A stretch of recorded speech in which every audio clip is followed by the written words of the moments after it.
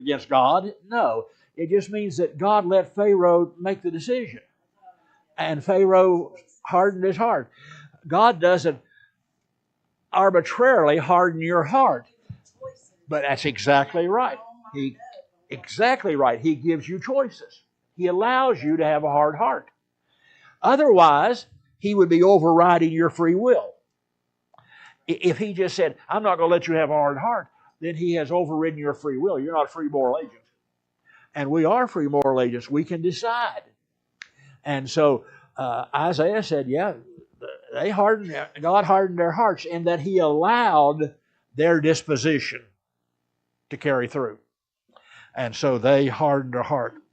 These things Isaiah said when he saw his glory and spoke of him. Nevertheless, notice, even among the rulers many believed in him. So, we've got another kind of believers.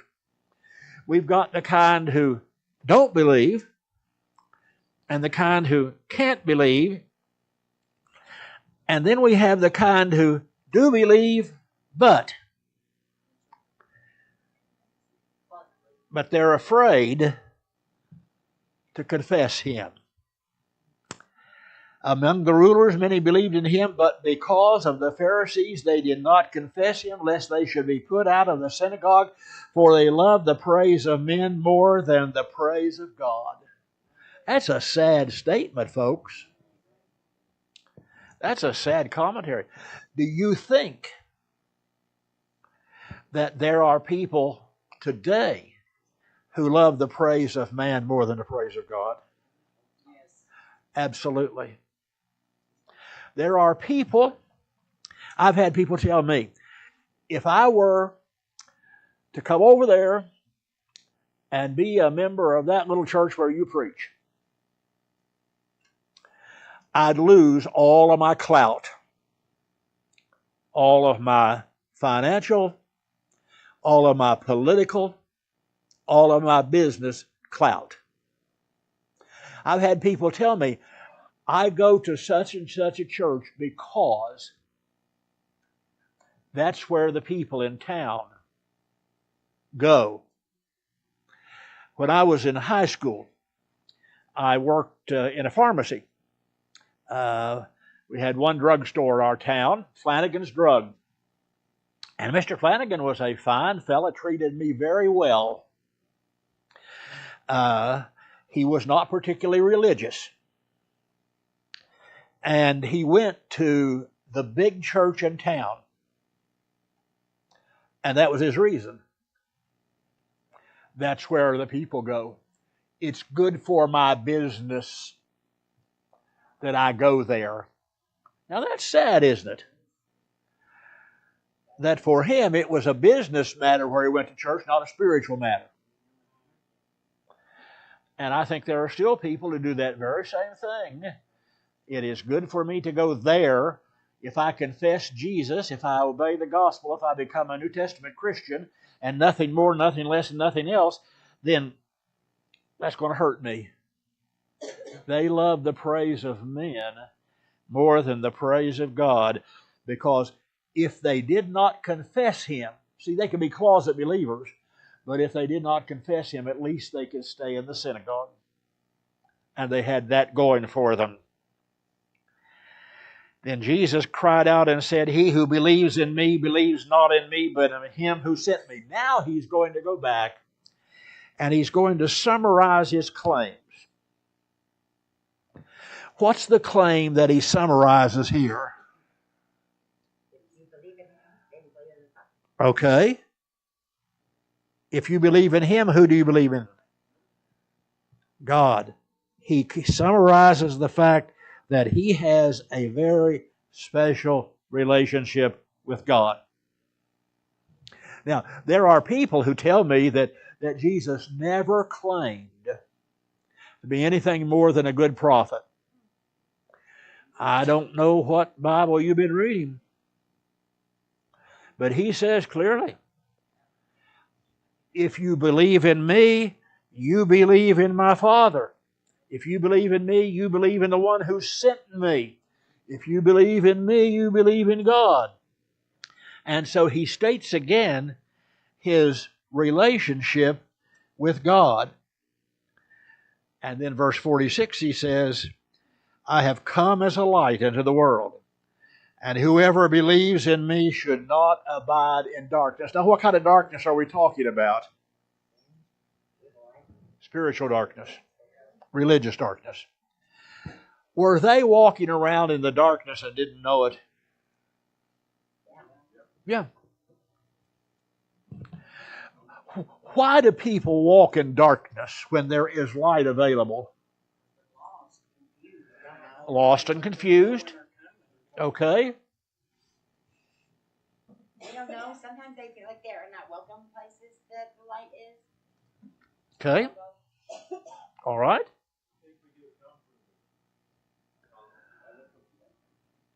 Oh, it's comfort. Yes. Some people prefer darkness because of what they're doing. You know, there are people who don't do.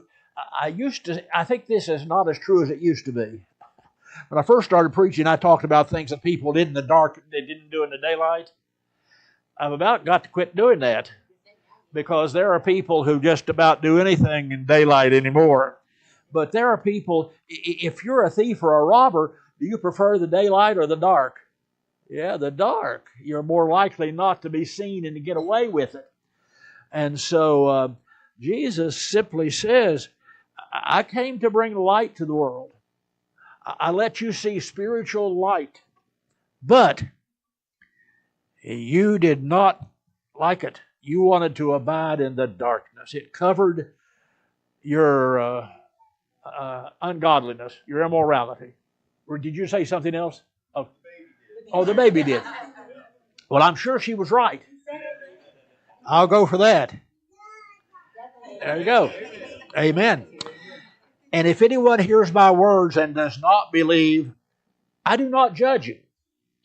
For I did not come to judge the world, but to save the world. Now that's an interesting verse.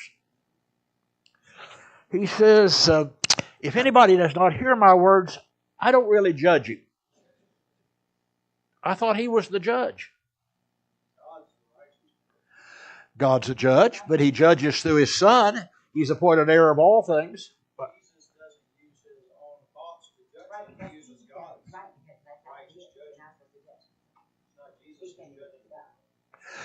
John 3:16 and 17. We know 16.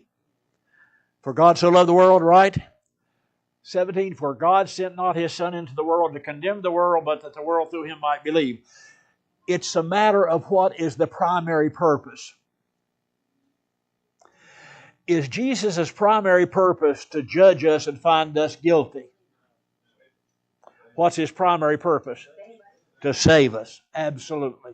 He came into the world to save us. He didn't come to be our judge. Now, he will be. God has appointed him to be the judge. And through Jesus, he will judge the world. But what Jesus' purpose was to save the world so that the world could see. And he says, I did not come to judge the world, but to save the world. He who rejects me and does not receive my words has that which judges him. All right, this helps us understand it. If a person rejects God or rejects Jesus, what judges him? The Word. He judges himself. He judges himself. He has gone contrary to the Word. The word that I have spoken will judge him in the last day. For I have not spoken on my own authority, but the Father who sent me. Oh, the Father who sent me. I thought Jesus never claimed to be the Son of God. Gave me a command that I should say what I should say and what I should speak. And I know that his command is everlasting life. Therefore, whatever I speak, just as the Father has told me, so I speak. Jesus is just summarizing his life, primarily his special relationship with God, that he is the light of the world, that he came to save the world, and that the world will be judged by the word that he has spoken. Okay? Are we good with that? Did we open up anything that somebody wants to comment on or question? I went through it very quickly because it's just a recapitulation of things he had been saying up to this point.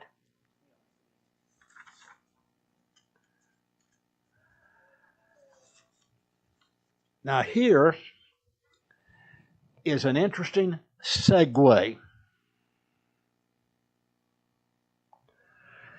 Jesus is through with any public ministry. We are in the last week of his life. Now, there is some question about the days. I will give you how I think they went. I think the triumphal entry was Sunday. Palm Sunday. That Monday was the cleansing of the temple, the second cleansing of the temple. That Tuesday was the conflict in the temple. That Wednesday was preparation for the Passover. And that Thursday was the Last Supper. Do you realize where we are in the life of Jesus when we open chapter 13? We're at Thursday. He's going to die Friday. We are down to his last hours. Now, here's interesting. Who does he want to spend them with? His disciples. Up until this point, he had dealt with the crowds, with the multitudes. But now, he wants to be alone with his disciples. Is that so strange? If somebody knows that their death is imminent, what do they normally want to do? Get ready. And they want to talk to people that they love. There are things that happen in your life that are forever stamped there. When Jody's mama was in her last days, she died of metastatic breast cancer. And our family doctor, whom we liked very much, came in, and I was in the room with her, and he said, I want you to know that it has been my pleasure to be your doctor. I value you. And I hate to tell you, but whatever you want to say to one another, you need to say it. Now, you never forget something like that, would you? And so we thanked him for his service to us. And when he left, we had the talk. And we said things to one another that needed to be said. Jesus is at that point where he says, we need to say some things. I need to teach you some things. I need to leave some lessons with you. You are my disciples. And I love you. And I need to say some things to you. And that's chapter 13. Now, before the feast of the Passover. The Passover was the feast that reminded them of their journey out of Egypt, when the Lord passed over. And if the blood was not on the doorpost and door lintel, the firstborn died in that family. If the blood was there, he passed over. And so every year they had the Passover. And it is right on the eve of the Passover meal, Thursday. Now here's interesting. What does John not tell us that the synoptics tell us, especially Matthew and Luke?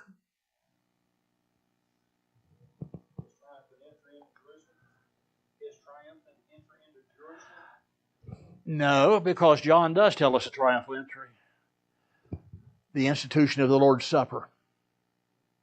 He doesn't mention that at all in John. What does Matthew tell us or not tell us that John tells us? The washing of the feet. How do you know that Jesus washed the disciples' feet? John 13. It's not anywhere else. Remember I told you that 92% of the material in John is unique to John. It's not found in Matthew, Mark, or Luke. It's almost like John says, you've read Matthew and you've read Mark and you've read Luke. Now let me tell you some stuff that nobody else has told you yet. And so he tells about this washing of the feet, which is a beautiful, wonderful thing that happened, but only John tells us. We wouldn't know if it were not for John 13. Now, before the feast of the Passover, when Jesus knew that his hour had come, that he should depart to the Father, having loved his own who were in the world, he loved them to the end. Now, let me tell you, a college professor more years ago than I care to remember told the class, Jesus was able to do what he did because he knew what he knew. Now, you mark that down. Jesus was able to do what he did because he knew what he knew. Now, what did he know according to this verse? First of all, he knew his hour had come. There would not be other opportunities. Second, he knew where he was going.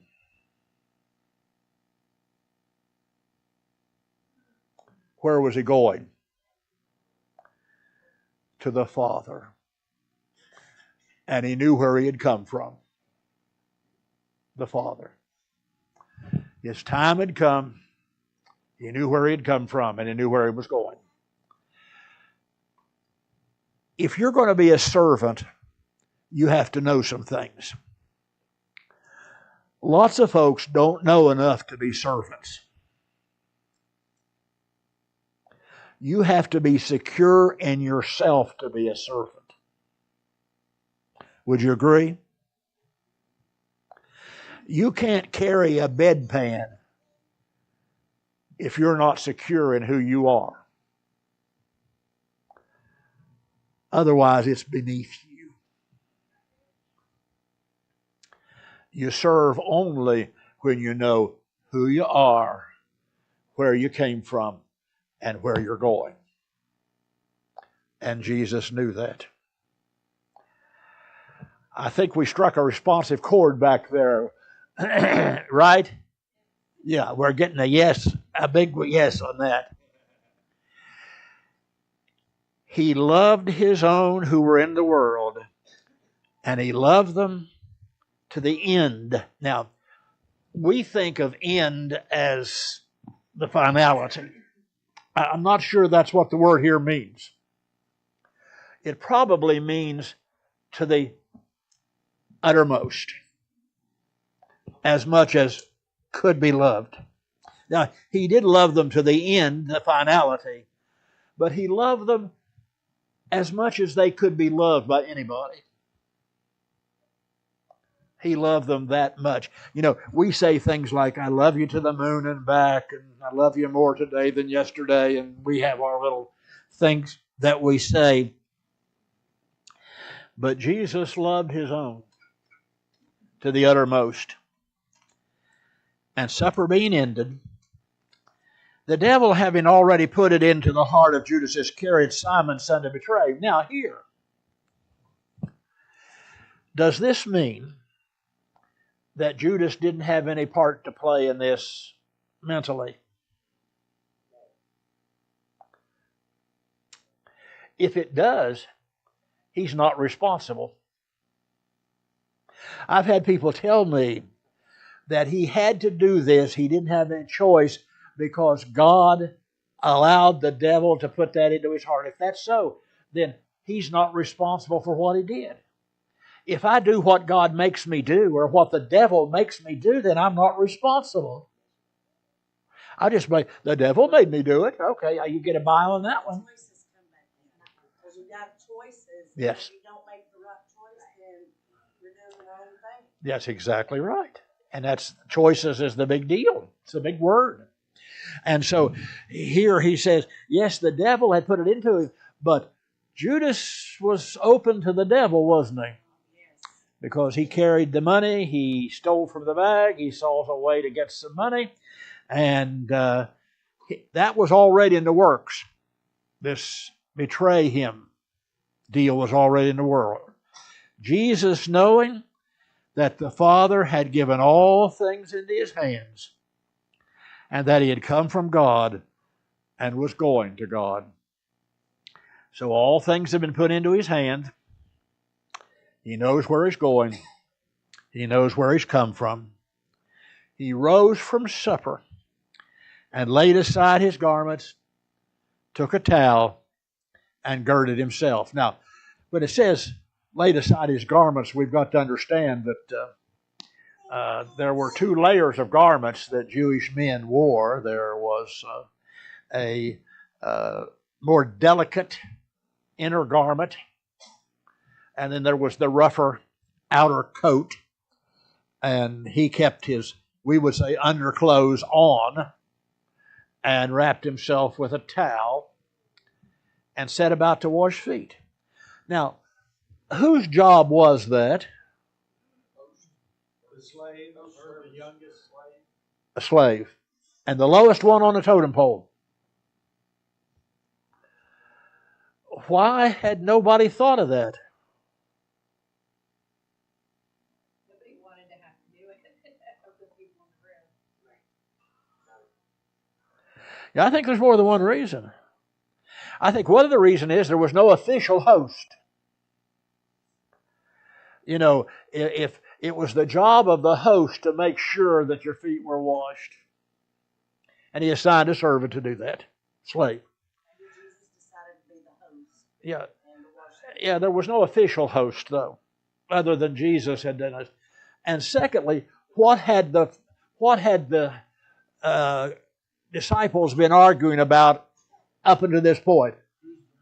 Which one of us is the greatest? Would you, there are discussions I would like to have heard, and that's one of them. And Simon Peter says, he loves me best because he spends the most time with me.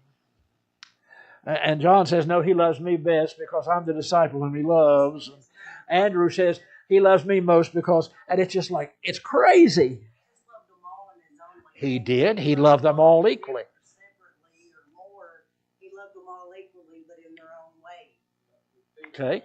However, and you're right, did he spend the same time? Did he have ones that he spent more time with than others? Peter, James, and John were the inside circle. They were the inner three.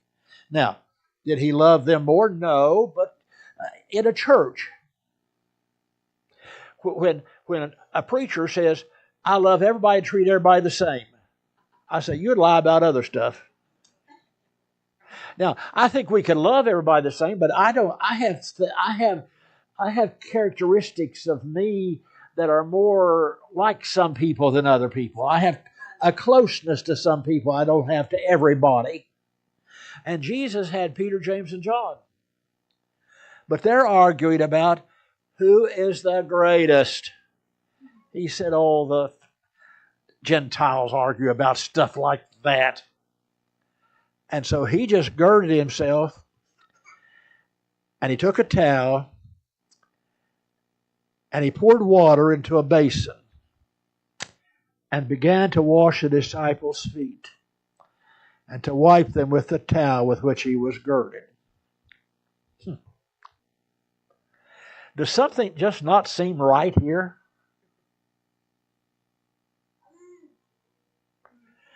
The master washing the disciples' feet? Would you not think it was the disciple washing the master's feet? Now, we're going to find out why he did it a little later. He's going to be very clear in why he did it. But it just seems like it's out of character. And as a matter of fact, when he came to Simon Peter, Peter said to him, Lord, are you washing my feet? Now, that was not a question. Like, oh, well, I don't know. What does Peter say? It just doesn't seem right. If anybody's washing anybody's feet, I ought to be washing your feet. We are about to be invaded back to back, so we will call it quits there. And I want you to know that next Wednesday night I'm going for a record. 3 in a row, 3 in a row, 3 in a row.